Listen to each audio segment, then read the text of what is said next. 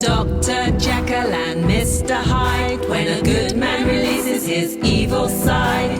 Mr. Hyde and Dr. Jekyll, who are the characters when the dust settles?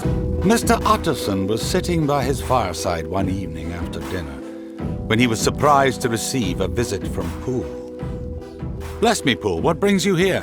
he cried. "Is the doctor ill?" "Mr. Utterson," said the man, "there is something wrong." "Take a seat and tell me plainly what you want."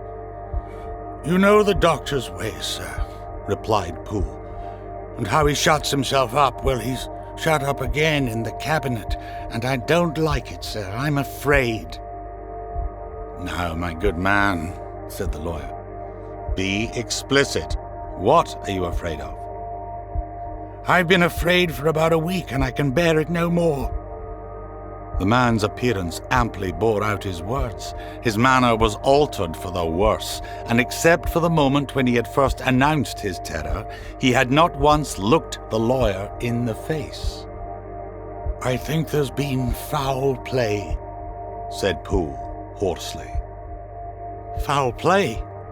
cried the lawyer, a good deal frightened. "What foul play? What does the man mean?"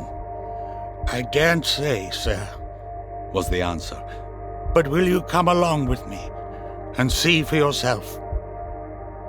Mr. Utterson's only answer was to rise and get his hat and greatcoat, but he observed with wonder the greatness of the relief that appeared upon the butler's face.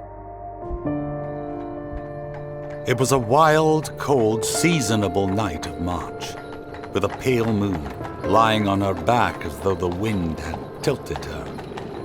The wind made talking difficult. It seemed to have swept the streets unusually bare of passengers. Mr. Utterson thought he had never seen that part of London so deserted. There was borne upon his mind a crushing anticipation of calamity. "Well, sir," Poole said, "here we are, and God grant there be nothing wrong." Thereupon the servant knocked in a very guarded manner.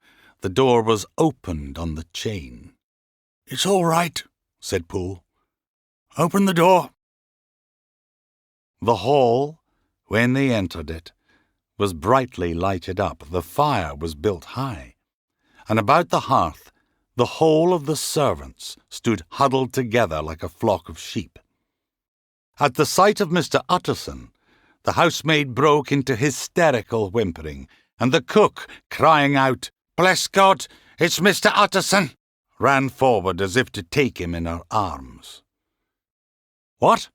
Are you all here?" said the lawyer peevishly. "Very irregular. Your master would be far from pleased."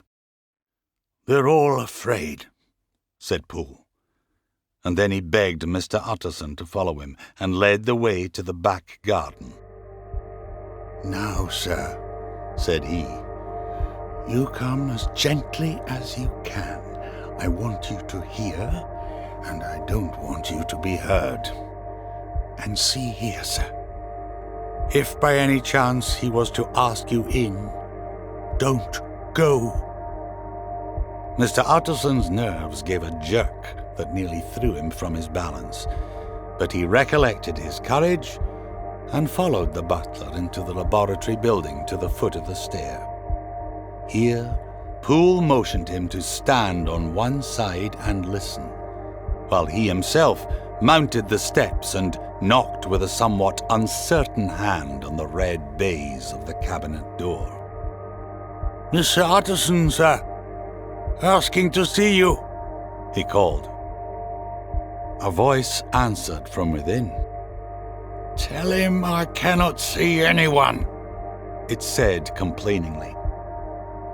"Thank you, sir," said Poole, with a note of something like triumph in his voice, and he led Mr. Utterson back across the yard and into the kitchen. "Sir," he said, looking Mr. Utterson in the eyes, "was that my master's voice?" "It seems much changed," replied the lawyer, very pale. "Changed? I think so," said the butler. Have I been 20 years in this man's house to be deceived about his voice? No, sir. Master's made away with. He was made away with 8 days ago, when we heard him cry out upon the name of God. And who's in there instead of him, and why it stays there, is a thing that cries to heaven, Mr. Utterson. "This is a very strange tale, Poole," said Mr. Utterson. "Supposing Dr. Jekyll to have been, murdered, what could induce the murderer to stay? That won't hold water. It doesn't commend itself to reason." "Well, Mr. Utterson, you are a hard man to satisfy, but I'll do it," said Poole. "All this last week, him or it, whatever it is that lives in that cabinet, has been crying night and day for some sort of medicine, and cannot get it to his mind. It was sometimes the master's way to write his orders on a sheet of paper and throw it on the stair. We've had nothing else this week back, nothing but papers and a closed door, and the very meals left there to be smuggled in when nobody was looking. Every day there have been orders and complaints, and I have been sent flying to all the wholesale chemists in town. Every time I brought the stuff back, there would be another paper telling me to return it, because it was not pure, and another order to a different firm. This drug is wanted bitter bad, sir. Whatever for." "Have you any of these papers?" asked Mr. Utterson. Poole felt in his pocket and handed out a crumpled note, which the lawyer carefully examined. Its contents ran thus: Dr. Jekyll presents his compliments to Messrs. Moore. He assures them that their last sample is impure and quite useless for his present purpose. Dr. J once purchased a somewhat large quantity from Messrs. M. He now begs them to search with most sedulous care, and should any of the same quality be left, forward it to him at once. Expense is no consideration. The importance of this to Dr. J can hardly be exaggerated. So far the letter had run composedly enough, but here, with a sudden splutter of the pen, the writer's emotion had broken loose.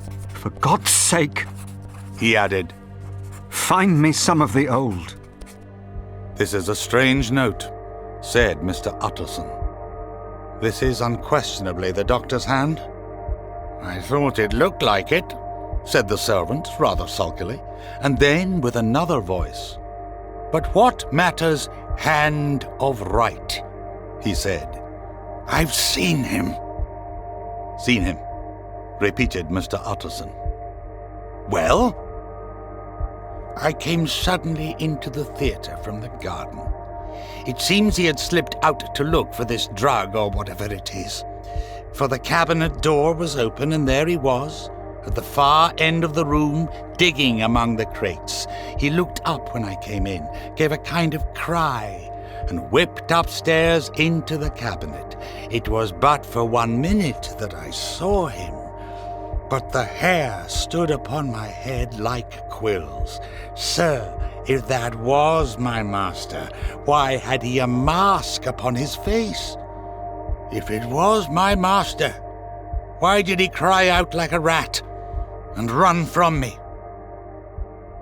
"These are all very strange circumstances," said Mr. Utterson. "But I think I begin to see daylight. Your master, Poole, is plainly seized with one of those maladies that both torture and deform the sufferer. Hence the alteration of his voice, the mask, the avoidance of his friends, his eagerness to find this drug by means of which the poor soul retains some hope of ultimate recovery." "Sir," said the butler, turning to a sort of mottled pallor, "that thing was not my master, and there's the truth. My master is a tall, fine build of a man, and this was more of a dwarf. Do you think I do not know my master after 20 years? No, sir. That thing in the mask was never Dr. Jekyll.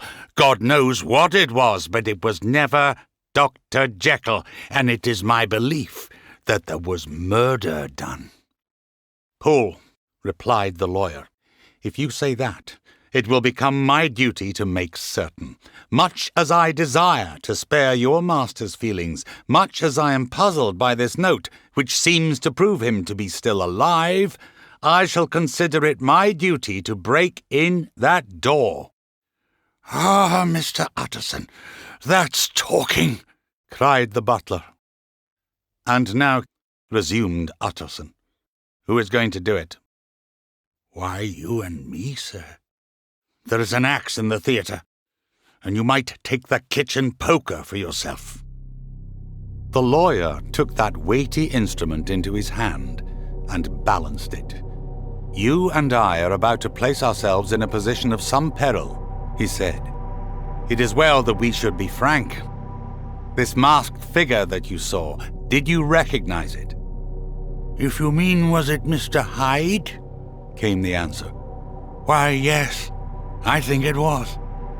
It was the same bigness, and it had the same quick, light way with it. And then, who else could have got in by the laboratory door? At the time of the murder, he had still the key with him. There was something queer about that gentleman, something that gave a man a turn. You felt in your marrow, kind of cold and thin." "I felt something of what you describe," said Mr. Utterson. "Well, when that masked thing like a monkey jumped from among the chemicals and whipped into the cabinet, it went down my spine like ice," said Poole. "I give you my Bible word, it was Mr. Hyde." "Aye," said the lawyer. "My fears incline to the same point. Evil, I fear, was sure to come of that connection. I believe poor Harry is killed, and I believe his murderer is still lurking in his victim's room. Well, let our name be vengeance. Call Bradshaw." The footman came at the summons, very white and nervous. "Put yourself together, Bradshaw," said the lawyer. "Poole here and I are going to force our way into the cabinet. If all is well, my shoulders are broad enough to bear the blame.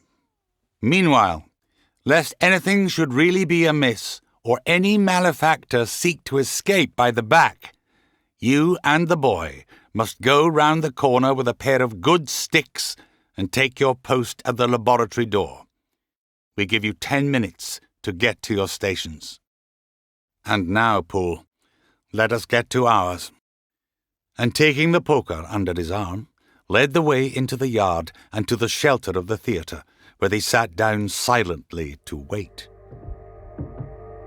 The stillness was only broken by the sounds of a footfall moving to and fro along the cabinet floor. "It will walk all day, sir," whispered Poole. "and the better part of the night. Only when a new sample comes from the chemist, there's a bit of a break. Mr. Utterson, tell me, is that the doctor's foot?" The steps fell lightly and oddly with a certain swing, different indeed from the heavy, creaking tread of Henry Jekyll. Now the 10 minutes drew to an end. Poole disinterred the axe from under a stack of packing straw. The candle was set upon the nearest table to light them to the attack, and they drew near with bated breath to where that foot was still going up and down in the quiet of the night. "Jekyll!" cried Utterson with a loud voice. "I demand to see you." He paused a moment, but there came no reply. "I give you fair warning. Our suspicions are aroused, and I must and shall see you," he resumed. "If not by fair means, then by foul. If not of your consent, then by brute force." "Utterson," said the voice, "for God's sake, have mercy." It's not Jekyll's voice. It's Hyde's, cried Utterson. Down with the door, Poole. Poole swung the axe over his shoulder. The blow shook the building, and the red baize door leapt against the lock and hinges. A dismal screech, as of near animal terror, rang from the cabinet. Up went the axe again, and again the panels crashed, and the frame bounded. 4 times the blow fell, but the wood was tough, and the fittings were of excellent workmanship. It was not until the 5th that the lock burst, and the wreck of the door fell inwards on the carpet. The besiegers stood back a little and peered in. Right in the middle there lay the body of a man, sorely contorted and still twitching. They drew near on tiptoe, turned it on its back, and beheld the face of Edward Hyde. He was dressed in clothes far too large for him, clothes of the doctor's bigness. The cords of his face still moved with a semblance of life, but life was quite gone. And by the crushed file in the hand and the strong smell of kernels that hung upon the air, Utterson knew that he was looking on the body of a self-destroyer. "We have come too late," he said sternly, "whether to save or punish. Hyde is gone to his account, and it only remains for us to find the body of your master." The far greater proportion of the building was occupied by the theatre. There were, besides, a few dark closets and a spacious cellar. All these they now thoroughly examined. Each was empty, and had stood long unopened. Nowhere was there any trace of Henry Jekyll, dead or alive. "He may have fled," said Utterson, and he turned to examine the door in the by-street. It was locked, and lying nearby on the flags, they found the key, already stained with rust. "It is broken, sir, much as if a man had stamped on it." The 2 men looked at each other with a scare. They mounted the stair in silence, and still with an occasional awestruck glance at the dead body, proceeded more thoroughly to examine the contents of the cabinet. At one table there were traces of white salt laid on glass saucers, as though for an experiment in which the unhappy man had been prevented. "That is the same drug that I was always bringing him," said Poole. The searchers came to the cheval glass. "This glass has seen some strange things, sir," whispered Poole. "And surely none stranger than itself," echoed the lawyer in the same tones. "For what did Jekyll want with it?" he said. Next, they turned to the business table. On the desk, among the neat array of papers, a large envelope was uppermost, and bore in the doctor's hand the name of Mr. Utterson. The lawyer unsealed it, and several enclosures fell to the floor.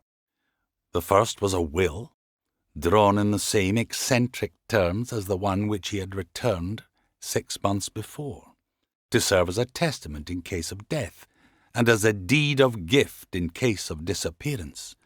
But in place of the name of Edward Hyde, the lawyer, with indescribable amazement, read the name of Gabriel John Utterson.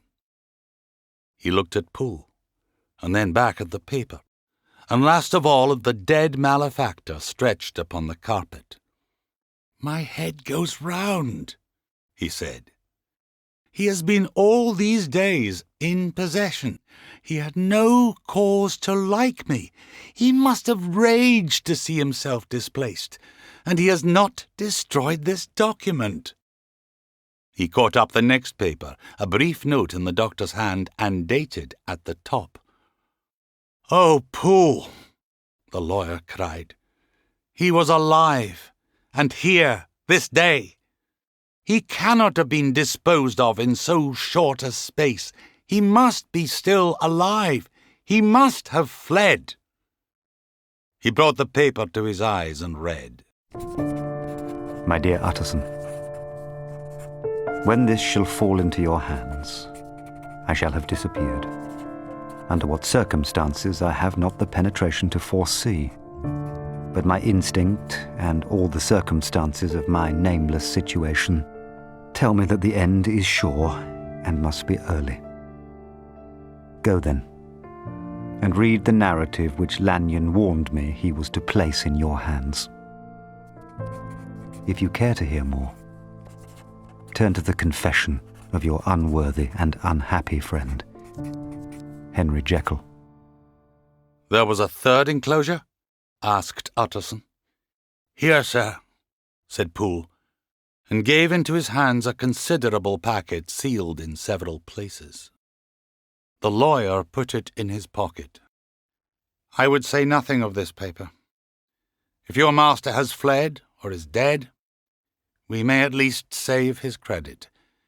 It is now 10. I must go home and read these documents in quiet, but I shall be back before midnight, when we shall send for the police. They went out, locking the door of the theatre behind them, and Utterson, once more leaving the servants gathered about the fire in the hall, trudged back to his office to read the 2 narratives in which this mystery was now to be explained. Dr. Jekyll and Mr. Hyde. A good man contains evil right inside. Darkness beyond your wildest dreams.